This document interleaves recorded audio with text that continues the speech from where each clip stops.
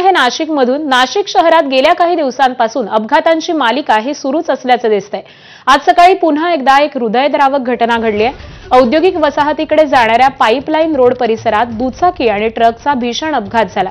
या अपघातामध्ये 8 वर्षांच्या नेविका नेरकर या मुलीचा जागीच मृत्यू झालाय।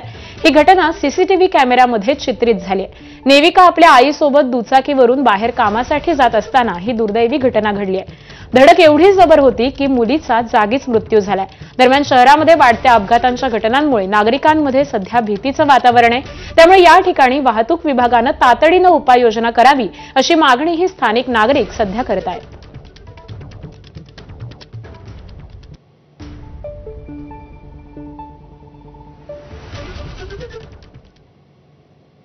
नाशिक शहर पोलिसांनंतर आता ग्रामीण पोलीस देखील ऍक्शन मोडवरती आलेत। सोशल मीडियावरती दहशत माजवणाऱ्या गुंडांना पोलिसांनी चांगलीच अद्दल घडवली आहे। हातामध्ये हत्यार घेऊन आक्षेपार्ह मजकूर टाकत सोशल मीडियावरती रील बनवून दहशत निर्माण करण्याचा प्रयत्न करण्यात आला होता। यानंतर नाशिक ग्रामीण पोलिसांच्या लासलगाव पोलिसांनी त्यांच्यावरती ही कारवाई केली आहे। मी माफी मागतोय। नाशिक जिल्हा कायद्याचा बालेकिल्ला।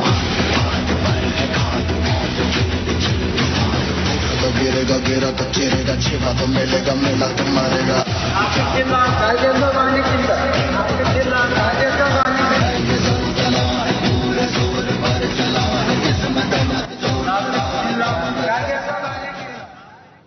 या बातम्यांसह बुलेटिनमध्ये पुन्हा एक छोटासा ब्रेक, लगेच परत येतोय। पाहत रहा एबीपी माझा।